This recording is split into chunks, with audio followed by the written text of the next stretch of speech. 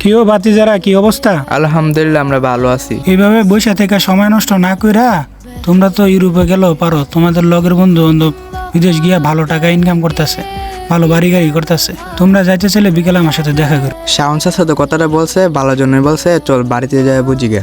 শাওন কাকা বল তো ভালো বিষয় আছে, যেভাবে হোক আমার পাঠানোর ব্যবস্থা করেন।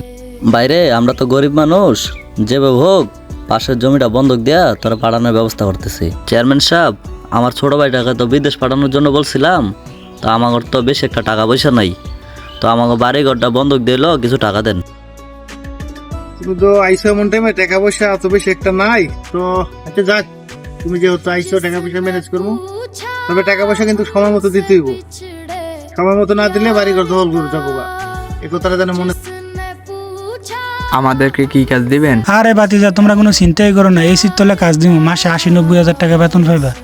শুধু হিসাব নিকাশ করবা, এই তোমাদের কাজ। শাওন ভাই, টাকা পয়সা মনে করেন যে যেভাবে হোক ম্যানেজ করছে, আমার ছোট ভাইদের কবে পাঠাইবেন?